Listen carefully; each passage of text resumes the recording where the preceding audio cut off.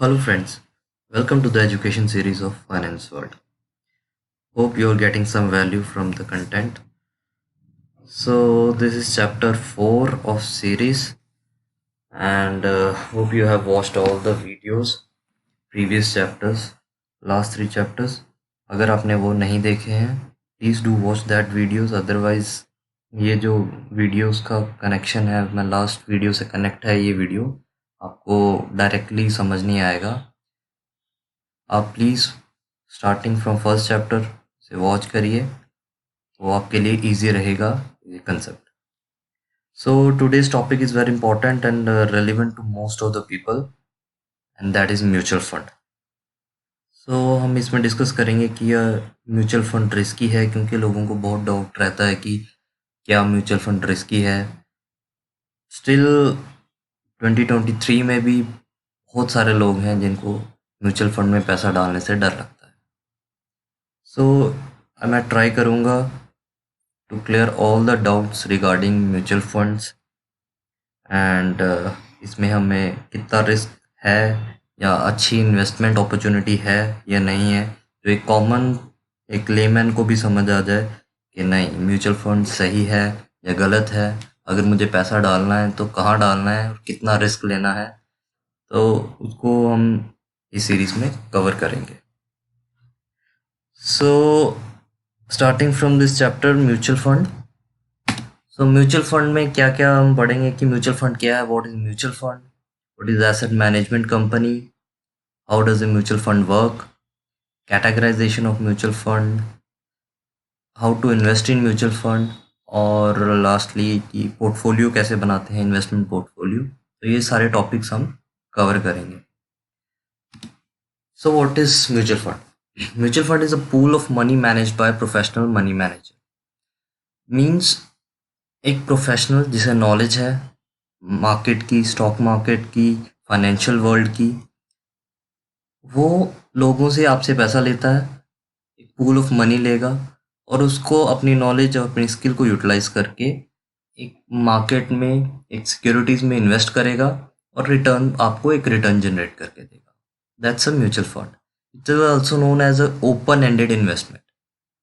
Open ended means the fund sells unit upon your request.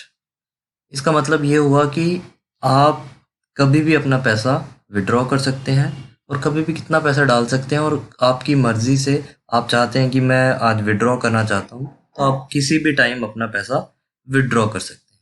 That's a open ended investment. So simple language में mutual fund ये है. Next हम देखते हैं कि what is asset management company, जिसको EMC भी कहते हैं. It's just a manager of the mutual fund. एक कंपनी है जिसका मैनेजर है and it is appointed by the trustee with SEBI approval. SEBI क्या है? Security exchange board of India. इसको हम नेक्स्ट नेक्स्ट हमारे जो भी चैप्टर्स आएंगे उसमें मैं इसको टॉपिकों को कवर करूंगा. It's a simple regulatory company. It means it's a security exchange board of India. ये ट्रस्टी से भी अप्रूवल होती है.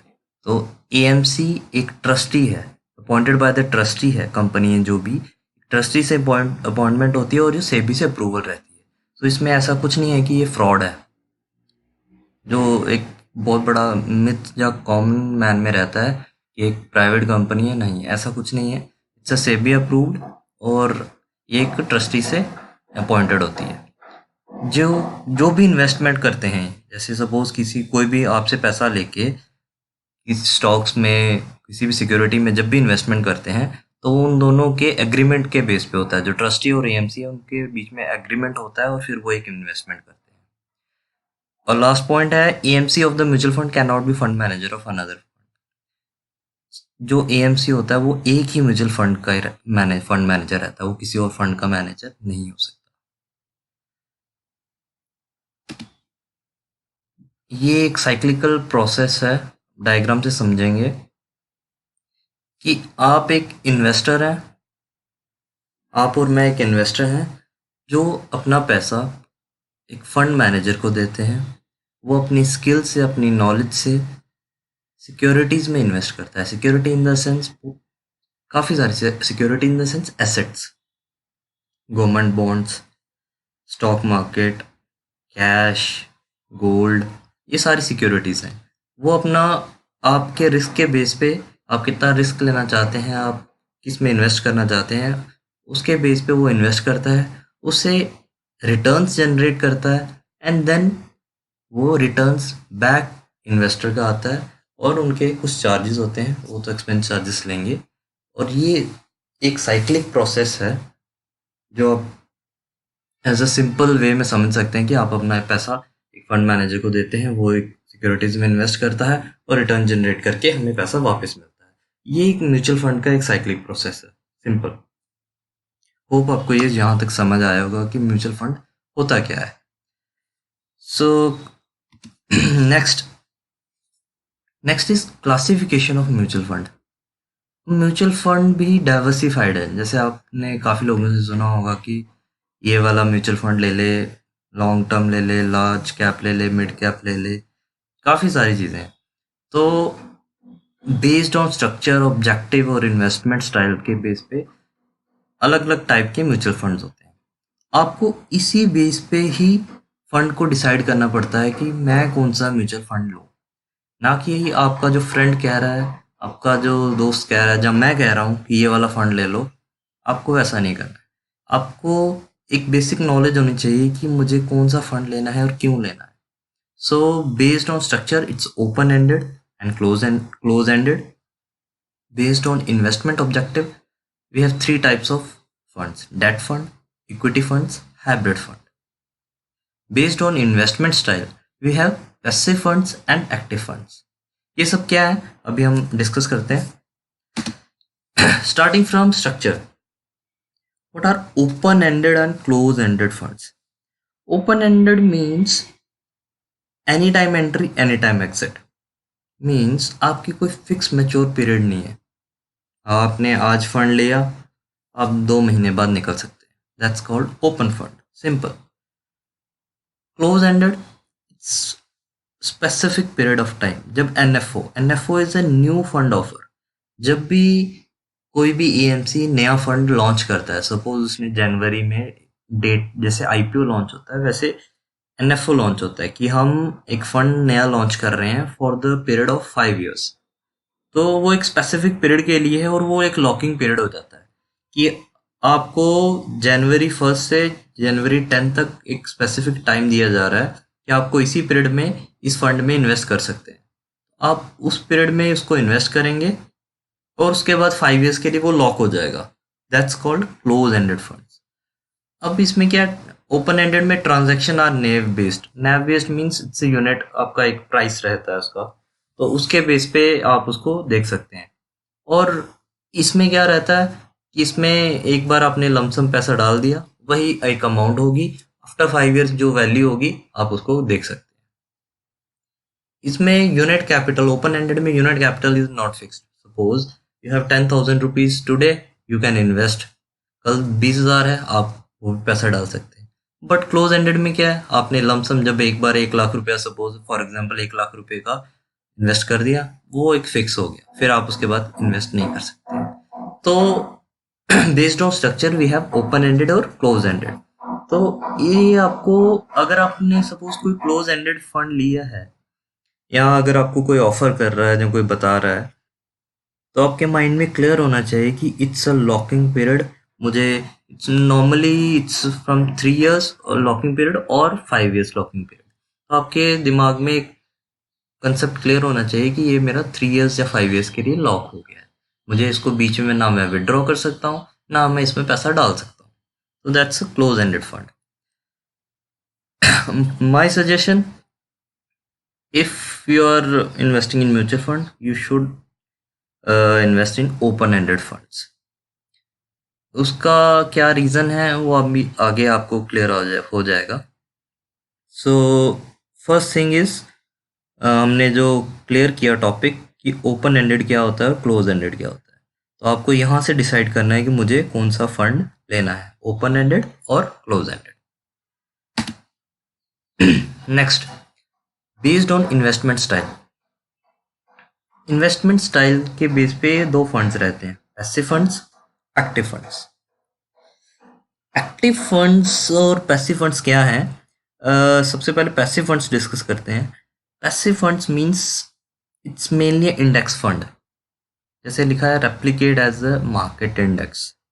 अब इंडेक्स फंड क्या होता है? जैसे अगर आपने मेरा प्रीवियस चैप्टर 3 ईटीएफ वाला वीडियो देखा है तो आपको समझ आया होगा कि मैंने उसमें एक निफ्टी का चार्ट डिस्कस किया था।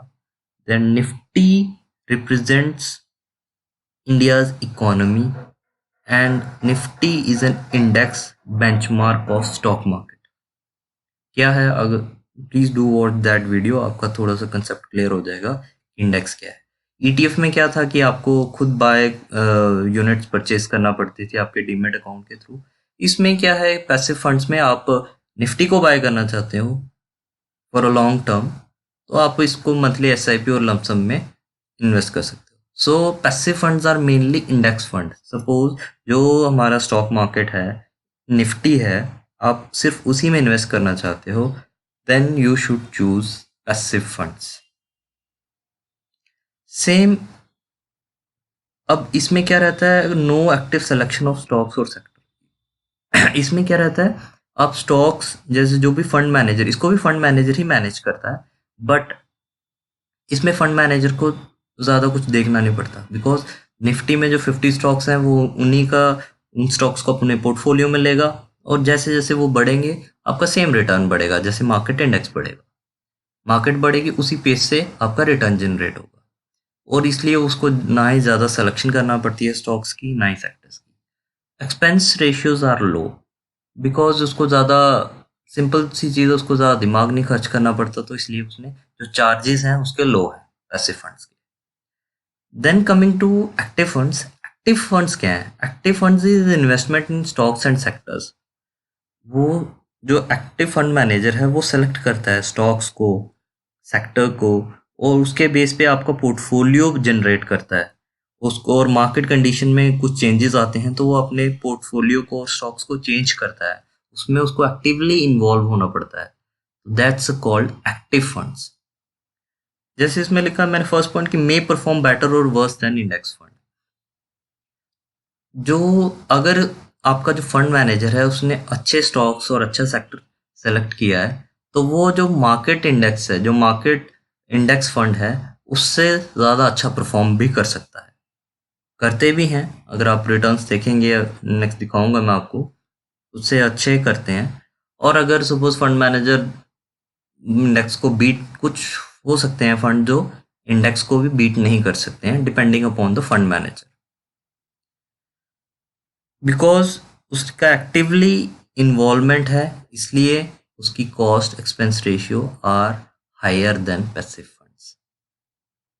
सो अभी हम क्लियर करते हैं कि एक्टिव और पैसिव फंड्स क्या था। होप आपको कुछ समझ आया, because passive fund simple, index funds में जब आप इन्वेस्ट करते हो दैट आर पैसिव फंड्स, और स्टॉक्स और सेक्टर्स में जब आप चूज करते हो उसको, तो फंड मैनेजर स्टॉक्स और सेक्टर्स में इन्वेस्ट करता है और वो बेटर भी हो सकता है इंडेक्स फंड से, that are called active funds. तो ये एक सिंपल डिफरेंस है पैसिव और एक्टिव फंड्स का। Depending upon your risk, investor invest करता है पैसिव या इंडेक्टिव फंड्स में। Risk in the sense knowledge, I totally से रिस्क कुछ नहीं है लाइफ में, जहाँ नॉलेज है वहाँ रिस्क नहीं है। So you calculate your risk, that's called knowledge. तो ये है एक्टिव और पैसिव फंड्स। फॉर्मिंग, जो जिनको समझ है थोड़ी सी भी मार्केट की, जहाँ जिसको ये एक्टिव और पैसिव का कंसेप्ट क्लियर हो गया है, इंडेक्स फंड का कंसेप्ट क्लियर है, निफ्टी का जो कंसेप्ट क्लियर है, तो आपको एक्टिव फंड्स में इन्वेस्ट करना चाहिए as compared to passive funds, depending upon your risk and your age, your liabilities। इस सब पे, ये सारे फैक्टर्स इस पे डिपेंड करते हैं। So first thing is open ended, second is active funds.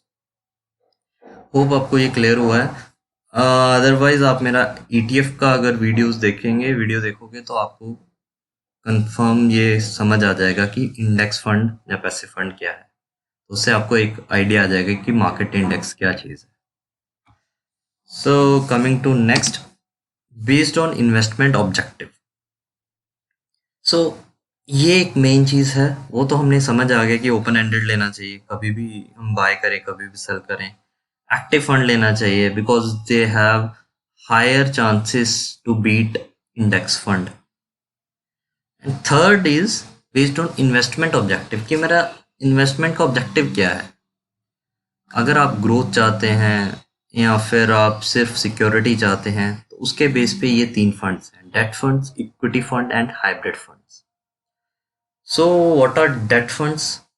Short में हम समझेंगे, debt fund are simply government bonds. Government bonds जो होते हैं, गवर्नमेंट सिक्योरिटीज होती हैं, इनका आपको पता है कि इनका रिटर्न्स कितना होता है. आप मेरा फर्स्ट चैप्टर देखेंगे, इसीलिए मैंने ये सीरीज पूरी चैप्टर वाइज बनाई है. फर्स्ट चैप्टर में मैंने कंफर्म किया था कि गवर्नमेंट बॉन्ड्स का कितना रिटर्न है. आप उसमें देख सकते हैं मैंने कितना बताया. तो डेट फंड्स का अकॉर्डिंगली उतना ही रिटर्न रहता है, 4 to 5%.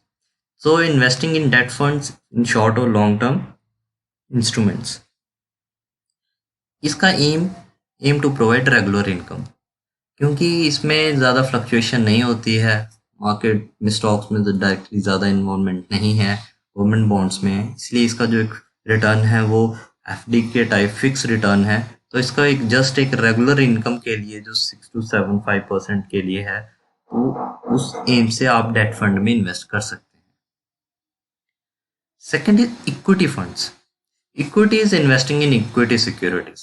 Simple, equity security means stock market, directly into stocks.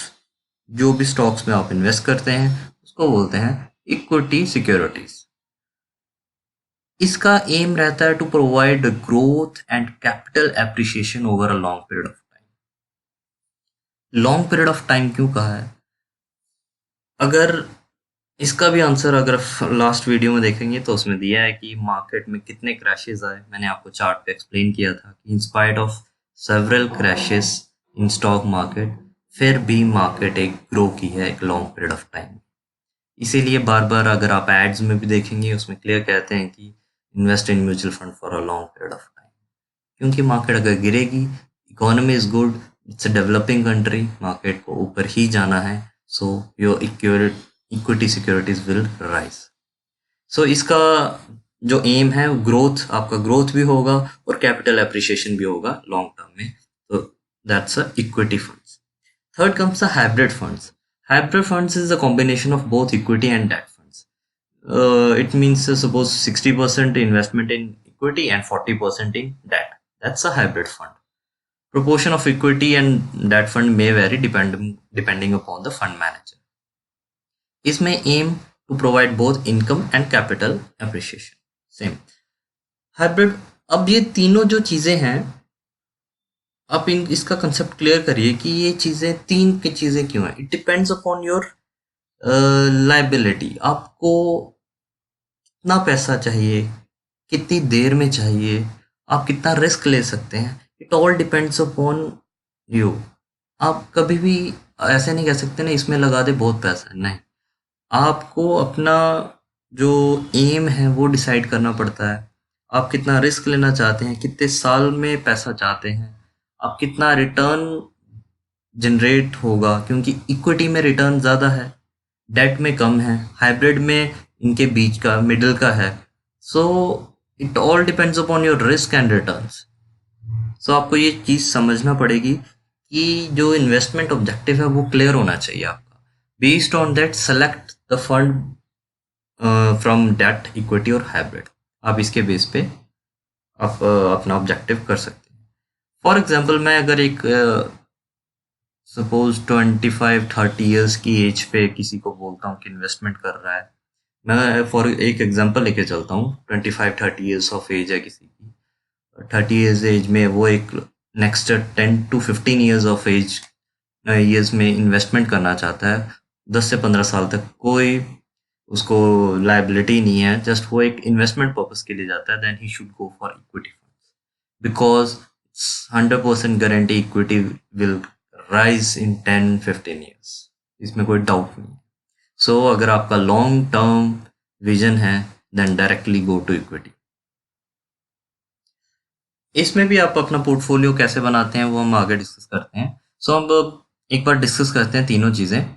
So based on structure open ended, I suggest कि ओपन एंडेड इन्वेस्ट करिए। Second, it should be active funds. Passive funds जिनको just suppose it's retirement, आपका retirement का पैसा है, you just need a stability and आपको simple एक लो expense charges ज़्यादा नहीं है, आप लमसम पैसा डाल सकते हैं पैसिव फंड्स में। इट विल गिव 10-12% आराम से। तो सो आपका रिस्क, क्योंकि आप एक ऐसी एज में है जहां आप रिस्क नहीं लेना चाहते ज़्यादा, उनके लिए पैसिव फंड्स अच्छा है।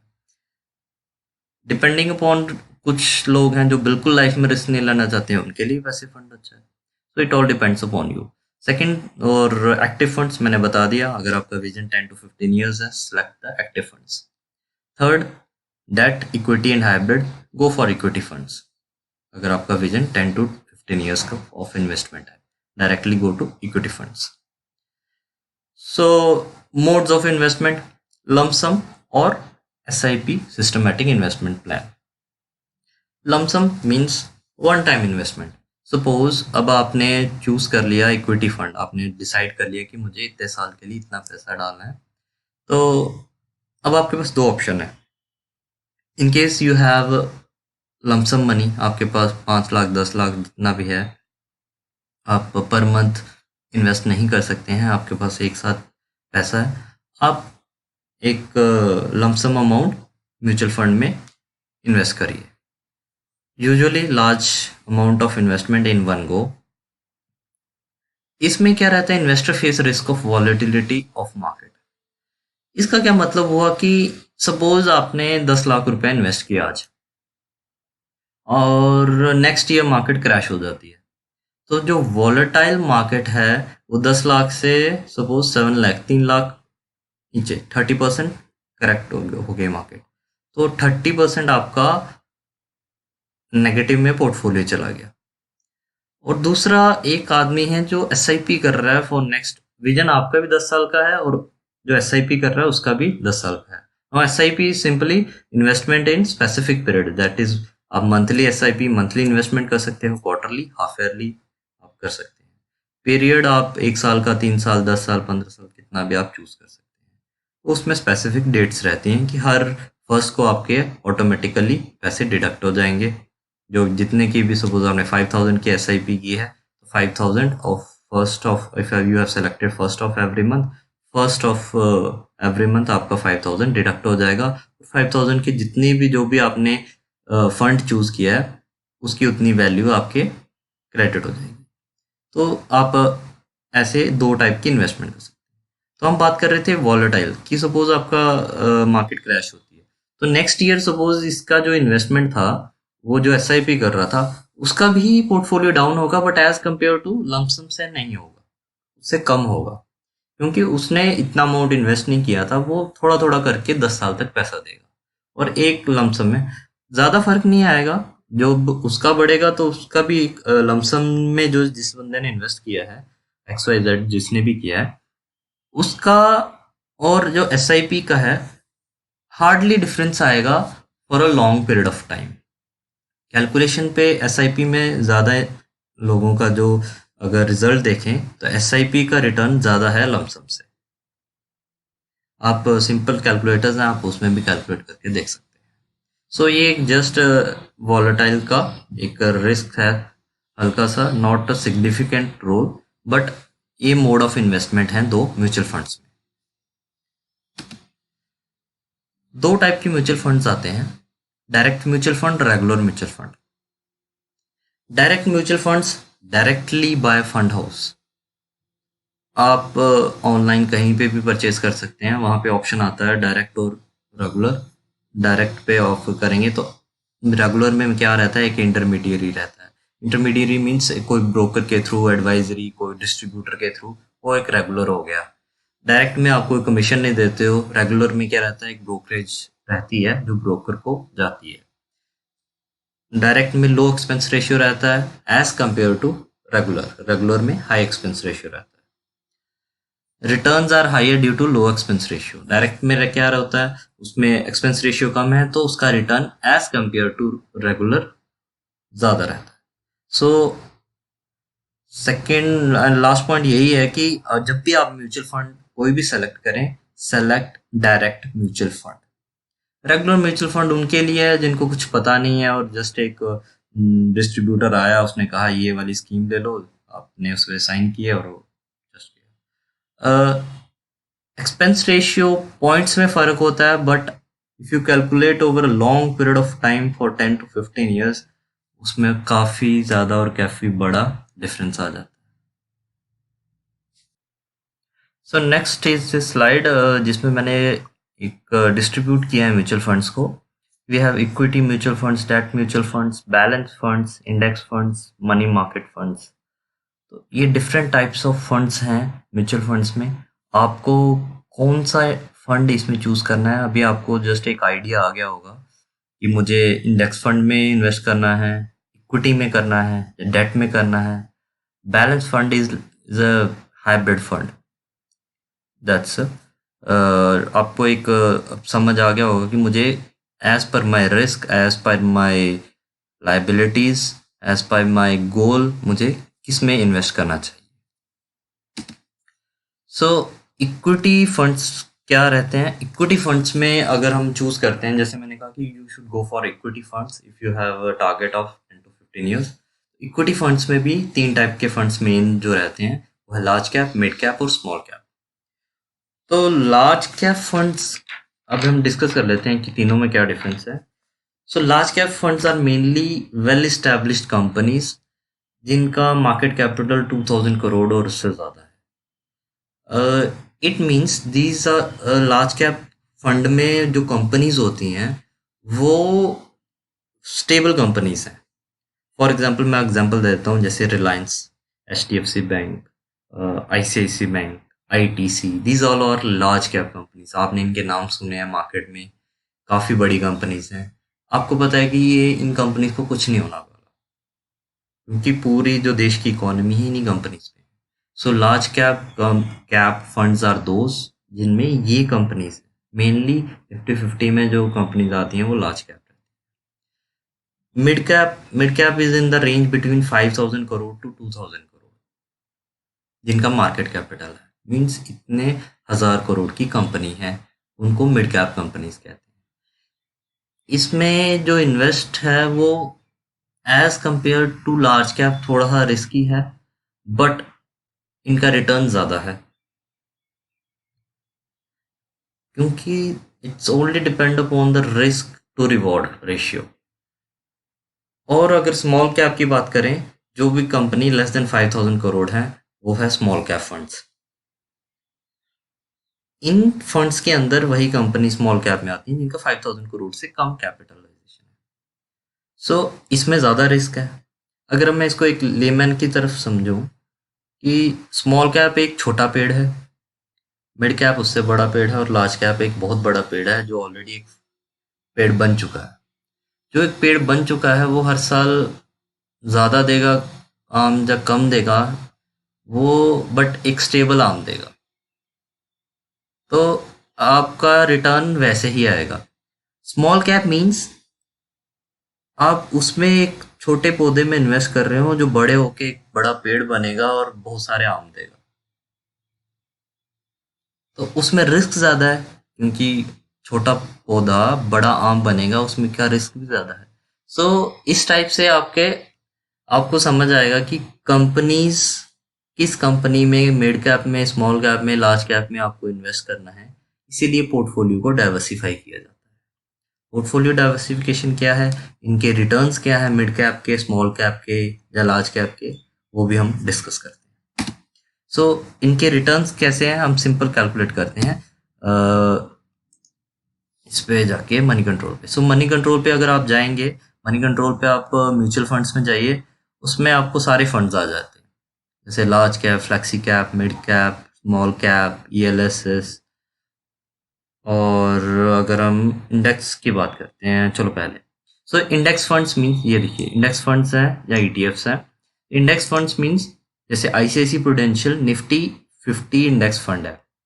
तो इसमें क्या है, ये निफ्टी 50 मीन्स जैसे निफ्टी में अगर आप इन्वेस्ट करना चाहते हैं तो जो आईसीआईसी का देखिए रिटर्न लास्ट 10 ईयर्स में 13.64। ये सेकंड फंड है Motilal Nasdaq. Nasdaq is America, ये अमेरिका की कंपनीज में करता है, ये उसका है, हम उसको नहीं देखेंगे। गोल्ड भी, गोल्ड में अगर हम इन्वेस्ट करते हैं। यूटीआई का देखिए, हम इंडेक्स फंड पे बात करते हैं, इंडियन इंडेक्स पे, जैसे आईसीआईसी का था और ये यूटीआई का। यूटीआई का 10 साल में कितना रिटर्न है, 12.63। देखिए हार्डली सॉरी हार्डली 1% का डिफरेंस है इसके फंड मैनेजर में और इसके फंड मैनेजर में। बस यही एक, अगर आप कहेंगे कि बहुत ज़्यादा डिफरेंस आता है, वो नहीं आएगा, क्योंकि अगर आप इसका पोर्टफोलियो देखोगे इसने भी रिलायंस लिया होगा और इसने भी रिलायंस लिया होगा, दोनों के लिए रिलायंस सेम भागेगा। अब ऐसा तो है नहीं कि यूटीआई के लिए रिलायंस अलग से एक पेस में जाएगा और इसका प्राइस अलग जाएगा, दोनों के लिए सेम जाएगा। तो अगर आप इंडेक्स फंड का रिटर्न देख रहे हैं तो 12 to 13% है। ओके, अब हम बात करते हैं एक एक करके। Large cap, suppose large cap, अगर हम लार्ज कैप में बात करते हैं तो ये है मेरे एसेट लार्ज कैप फंड, काफ़ी फेमस है ये। इसका रिटर्न देखेंगे तो कितना है, अराउंड 15.79, अराउंड 15% का रिटर्न। अभी हम इसका, जैसे इसमें देखिए मेरे एसेट लार्ज कैप फंड, ये रेगुलर है, हमें रेगुलर नहीं लेना है, क्या लेना है, डायरेक्ट लेना है, डायरेक्ट लेना है। और अब इसमें देखिए ये है मेरे एसेट का लार्ज कैप फंड और ये इसने निफ्टी 100 के साथ कंपेयर किया है, तो इसने निफ्टी को भी ये मेरे एसेट की ब्लू लाइन है और ये है निफ्टी 100 की, तो इसने निफ्टी मतलब इंडेक्स को बीट किया है लार्ज कैप में। सो अगर आप इसका रिटर्न देखिए 10 साल में 15.79 और जब से ये सिंस इंसेप्शन 14.72, तो ये एक लार्ज कैप का रिटर्न है। आप इसका पोर्टफोलियो देख सकते हैं, कहाँ है इन्वेस्टमेंट, एचडीएफसी में, आईसीआईसी, इन्फोसिस, रिलायंस, एक्सिस, भारती, स्टेट बैंक, ये सारे के सारे लार्ज कैप कंपनीज हैं जिसमें इसने इन्वेस्ट किया है। सो लार्ज कैप फंड क्या होता है, जो लार्ज कैप कंपनीज में इन्वेस्ट करते हैं और उनका रिटर्न इज अराउंड 14 to 15%। ये हुआ लार्ज कैप फंड। अब नेक्स्ट हमारा आ जाता है, नेक्स्ट कैटेगरी में अगर हम देखें तो हमारा नेक्स्ट मिड कैप की बात करते हैं। मिड कैप में भी बहुत सारे हैं फंड्स हैं। एक और मिथ क्लियर कर देता हूँ मैं, एक बहुत बड़ा मिथ है कि एसबीआई का है तो अच्छा होगा। एसबीआई म्यूचुअल फंड है, जैसे सपोज ये है एसबीआई मैग्नम फंड है, ओके, जैसे इसका रिजल्ट देखेंगे अगर लॉन्ग टर्म में 20.5, इसका 21.5, इसका 22.5 एवरेज कैटेगरी है ये, ठीक है। तो अराउंड 20% के आसपास सबका रिटर्न है, आपने ये चीज़ नोटिस की होगी। हार्डली 1 to 2% का ही डिफरेंस आता है over a long period of time. SBI का म्यूचुअल फंड है तो अच्छा होगा, ऐसा कुछ नहीं है। आपको एसबीआई के म्यूचुअल फंड का एसबीआई बैंक से कोई कंसर्न नहीं है, ये प्लीज़ एक क्लियर कर लीजिए कंसेप्ट। एसबीआई के म्यूचुअल फंड का एसबीआई बैंक से कोई कंसर्न नहीं है, जस्ट अ सेपरेट कंपनी, और जस्ट वो एक एसबीआई के स्पॉन्सर से है, एसबीआई के नाम से है, उसका एसबीआई बैंक से कोई कंसर्न नहीं है। ये एसबीआई बैंक अच्छा है तो एसबीआई का म्यूचुअल फंड अच्छा होगा।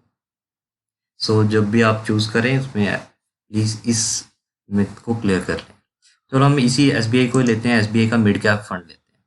अगर हमने जैसे कि बात की थी कि एसबीआई का ये डायरेक्ट प्लान लेंगे, अब यहाँ पे देखिए ये फंड साइज है, ये फंड साइज है, ये इतना फंड मैनेज कर रहा है fund manager, and this is called expense ratio 1.78, कि जब जो भी आपका टोटल अमाउंट होगा जब आप विड्रॉ करेंगे तो आपको 1.78 चार्जेस लगेंगे, दैट्स कॉल्ड एक्सपेंस रेशियो।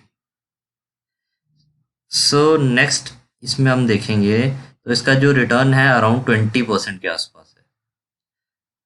उसका कितना था मिड कैप का 10 साल में, अराउंड 15%।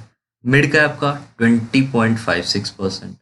ओके, इसमें रिटर्न ज़्यादा है। क्यों? क्योंकि इसमें इसमें रिस्क भी थोड़ा ज़्यादा था, क्योंकि जब ये फॉल होता है, मार्केट क्रैश होती है, तो मिड कैप और स्मॉल कैप ज़्यादा गिरता है as compare to large cap. So volatile पे डिपेंड करता है। अब इसमें देखिए आप कंपनीज, अगर मैं इसमें बात करूं तो इसमें देखिए CRISIL, Coromandel tube, Page industry, these are all mid cap companies, इसमें इन्होंने इन्वेस्ट किया है। तो ये है मिड कैप कंपनीज। तो मिड कैप फंड आप ऐसे चूज करते हैं कि ये है मिड कैप और इसका रिजल्ट। नेक्स्ट लास्ट हम एग्जांपल ले लेते हैं। Last is a small cap. Same small cap हम एसबीआई का ले लेते हैं, जैसे कि इसमें 25-27% रिटर्न था। तो एसबीआई का स्मॉल कैप में देखिए अराउंड 25% का रिटर्न है अब 10 साल में। और इसमें ये सारी स्मॉल कैप कंपनीज में इन्वेस्ट किया है इन्होंने। सो अब हमें एक चीज क्लियर हो गई कि क्या रिटर्न्स हैं डेट इक्विटी में, लार्ज कैप, स्मॉल कैप और मिड कैप के। डेट फंड के क्या रिटर्न्स थे और हाइब्रिड फंड्स, एक बार इनको भी देख लेते हैं कि डेट फंड और हाइब्रिड फंड्स के क्या रिटर्न थे, तब भी आपको एक आइडिया आ जाएगा। इसमें just minute. Okay, flexi cap और mainly ELSS, satellite, short term, corporate bonds, these are called short term, these are debt funds. debt funds का देखिए आपका क्या रिटर्न है, 1 ईयर में 7, 2 ईयर्स में 5, अराउंड 5% रिटर्न है डेट फंड्स का।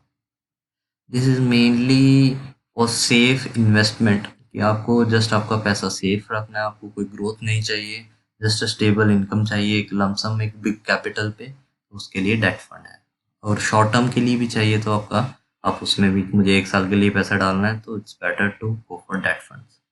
ये डेट फंड के रिजल्ट्स हैं। अगर आप उसकी बात करेंगे हाइब्रिड फंड्स की, hybrid funds is mix of debt and equity funds, तो उसका रिटर्न्स भी अराउंड इसके बीच में आता है। अगर आप इक्विटी को भी, जब आप लार्ज कैप, मिड कैप और स्मॉल कैप को पोर्टफोलियो बनाते हैं, तो हम उसका रिटर्न देखते हैं कि उसको कैसे इन्वेस्ट करते हैं। तो होप आपको ये एक जनरल आइडिया आ गया होगा कि क्या रिटर्न्स रहते हैं सारे फंड्स में। सो ये स्लाइड मैंने बनाई है फैक्टर जो आपको कंसीडर करने चाहिए while selecting a category. First अगर आप ऊपर देखेंगे तो मैंने एक इन्वेस्टमेंट ऑब्जेक्टिव बताया। जब भी आप कैटेगरी म्यूचुअल फंड की, कौन सी कैटेगरी का म्यूचुअल फंड लें, तो आपको सबसे पहले आपका जो आइडिया, एम होना चाहिए इन्वेस्टमेंट ऑब्जेक्टिव, कि आपका गोल क्या है लाइफ, या आप जो इन्वेस्टमेंट कर रहे हैं उसका पर्पस क्या है, इन्वेस्टमेंट का क्या गोल है। फर्स्ट आप वो डिसाइड करिए। बेस्ड ऑन दैट गोल आपको टाइम हॉरिजन डिसाइड करना है कि मुझे इस इन्वेस्टमेंट के को कितने टाइम में मुझे ये रिटर्न या पैसा ये चाहिए। फिर उसके बेस पे आप टाइम हॉरिजॉन डिसाइड करिए। अपने जो भी आपकी इन्वेस्टमेंट आप मंथली करेंगे या लमसम डालेंगे, उसके बेस पे आप कैलकुलेट करिए कि ये टाइम हॉरिजॉन क्या है, मुझे कितने साल के लिए इन्वेस्ट करना चाहिए, तो मेरा ये रिटर्न आ जाएगा। क्योंकि अगर आपने अभी रिटर्न्स देखे हैं तो आपको एक जनरल आइडिया आ गया कि मुझे some suppose 10 lakh rupees next 5 years में चाहिए, और रिटर्न जो मेरा, अगर सपोज मैं सिर्फ लार्ज कैप में इन्वेस्ट करता हूँ तो मेरा अराउंड 15% है, तो मेरे को एक जनरल आइडिया आ गया कि मुझे 10 लाख रुपया 10 साल में 15% के अकॉर्डिंग अगर मुझे चाहिए, तो आज मुझे कितना इन्वेस्ट करना है। तो आप सिंपल एक SIP कैलकुलेटर है, मैं उसके लिए एक सेपरेट वीडियो बना दूंगा, आप उससे कैलकुलेट कर सकते हैं कि मुझे अगर हर महीने में इतना इन्वेस्ट करूंगा for next 10 years to aim 10 lakh, तो मुझे पर मंथ कितना पैसा डालना पड़ेगा। It's simple. सो सबसे मेन ऑब्जेक्टिव जो है इन्वेस्टमेंट का, आपका मेन है गोल, कि मुझे ये गोल्स नेक्स्ट 10 ईयर्स में जितना भी आपका पीरियड है वो डिसाइड करना है, और मुझे इस पर रिस्क कितना है। सपोज रिस्क आपको, जैसे आपने देखा कि लार्ज कैप में 15% है, इट कैन गो टू 12%, उससे ज़्यादा नीचे जाने के चांसेस नहीं है। तो आप अपने रिस्क के बेस पे उसको मिनिमम एक एक टाइम पीरियड और एक वैल्यू दे सकते हैं। तो ये आपका फैक्टर कंसीडर हो गए हैं bye selecting the category. Now next जब आती है तो आपको अब ये डिसाइड करना है कि म्यूचुअल फंड कौन सी स्कीम लूँ मैं। उसमें कौन कौन से फैक्टर आते हैं। First is performance against benchmark. तो जब भी आप कोई भी सपोज आप लार्ज कैप या मिड कैप ले रहे हो तो आप उसमें देखो कि उसने बेंचमार्क मीन्स जो इंडेक्स है जिसको हम रिप्रेजेंट करते हैं इंडेक्स फंड को, उसको बीट किया है या नहीं किया है। अगर उसने बीट किया है then only you will invest in that fund, otherwise आप इंडेक्स फंड में इन्वेस्ट कर लीजिए अगर वो बीट ही नहीं कर रहा है तो। उसकी परफॉर्मेंस देखिए। Second is consistent performance. सिर्फ एक चीज मत देखिए, उसको देखिए हर साल, 1 साल 2 साल 3 साल कंसिस्टेंट देखिए कि उसने कंसिस्टेंट परफॉर्मेंस दी है। Third, performance against peers. मतलब सपोज HDFC का लार्ज कैप है, SBI का लार्ज कैप है, ICICI का लार्ज कैप है। आप तीनों में कंपेयर करिए कि इसने तीनों में से किसने बेटर परफॉर्म किया है। फोर्थ, फंड मैनेजर के बारे में पढ़िए। में डिटेल में दिया होता है कि ये कौन फंड मैनेजर है, इसने कहाँ पहले काम किया है, इसका बैकग्राउंड क्या है, इसकी प्री हिस्ट्री क्या है, आप उसके बारे में डिटेल में पढ़िए। AMC ट्रैक रिकॉर्ड, जो भी AMC कंपनी है वो कितने साल से है, कितने साल से कंसिस्टेंट पैसा बना के दे रही है पब्लिक को, उसका रिकॉर्ड चेक करिए। And last thing is expense ratio means आपको जैसे मैंने बताया जो चार्जेस हैं, क्या HDFC का एक्सपेंस रेशियो ज़्यादा है एज कम्पेयर टू SBI और एज कम्पेयर टू ICICI। तो आप तीनों का कंपेयर करिए, उसको 10 साल में कैलकुलेट करिए किसका रिटर्न ज़्यादा अच्छा आ रहा है। तो ये सारे फैक्टर्स जब आप देखते हैं, इसको एक एनालाइज करते हैं, फिर आप एक म्यूचुअल फंड को सेलेक्ट करिए। तो इस तरीके से आप अपने म्यूचुअल फंड का एक अच्छा म्यूचुअल फंड कौन सा है, आप खुद एक, किसी को ज़रूरत नहीं है और किसी के आप पूछने की ज़रूरत नहीं कि कौन सा फंड लो। आप जस्ट ये जो मैंने 5-6 चीज़ें बताई हैं, आप इन फैक्टर्स को, सबसे मेन जो पहले ऊपर कैटेगरी है, आपको सबसे पहले गोल सेट करना पड़ेगा फॉर द टाइम, उसके बाद आपको म्यूचुअल फंड सेलेक्ट करना पड़ेगा। आप इसके बेस पे इजीली अपना फंड सेलेक्ट कर सकते हैं। Next is asset allocation. अब आपको एक और डाउट आ रहा होगा कि मुझे कितना पैसा और कितना किस फंड में कितना पैसा लगाना है। सो एक ये जनरल आइडिया कि एसेट एलोकेशन, आपका जो 80% पैसा है वो इक्विटी में होना चाहिए और 20% डेट में होना चाहिए। डेट में भी आप डेट फंड्स में डालिए, FDs में कराइए, कैश में रखिए, ये 20%। सेकंड, इक्विटी में भी जैसे कि large cap, mid cap, small cap था, तो आपका जो 60% फंड है वो लार्ज कैप में होना चाहिए। इसको आप मैं नेक्स्ट स्लाइड में क्लियर करता हूँ, ये है। तो जो डाइवर्सिफिकेशन ऑफ इक्विटी फंड है जिसकी हमने बात की थी कि आपका जो 50 to 60% है वो लार्ज कैप में होना चाहिए, 25 to 30% मिड कैप में और 5 to 10% small cap. Since small cap का सबसे ज़्यादा रिटर्न है, अब आप कहेंगे मैं सारा पैसा स्मॉल कैप में लगा देता हूँ क्योंकि उसमें बहुत ज़्यादा रिटर्न है, बट उसमें risk as compare to large cap बहुत ज़्यादा है, because they are smaller companies, they are not stable companies. वो छोटे पेड़ हैं। सपोज आप 50 छोटे पौधे लगाते हैं, उनकी क्या गारंटी है कि वो 50 के 50 पेड़ बनेंगे। बट जो ऑलरेडी एक पेड़ है बड़ा, लार्ज कैप कंपनी है, उसकी गारंटी है as compare to small cap कि ये इस साल स्टेबल ये खड़ा रहेगा पेड़, या ये हमें फल फ्रूट जो भी होगा वो देगा, कम देगा बट देगा। That's the difference between a large cap and small.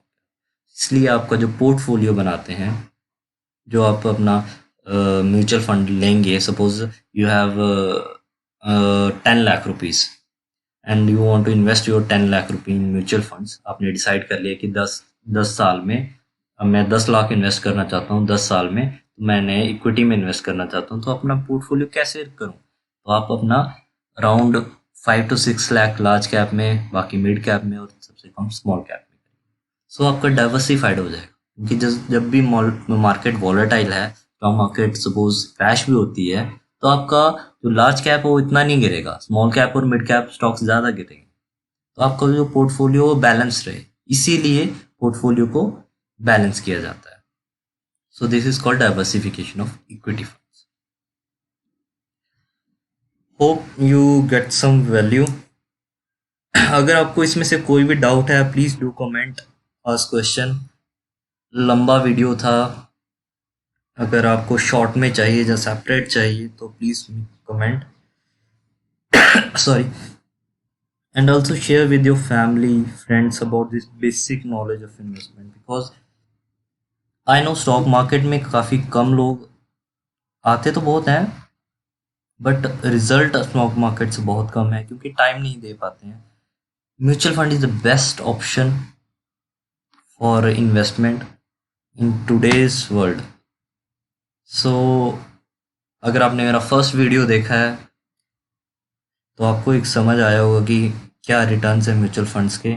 इससे भी आपको एक जनरल आइडिया आया होगा क्या रिटर्न है म्यूचुअल फंड्स के, लार्ज कैप के, मिड कैप के, स्मॉल कैप के, 15, 20, 25। सिंपल एक एवरेज बता रहा हूँ, अगर आप उसका एवरेज निकालेंगे तो 15 to 18% के आसपास है। सो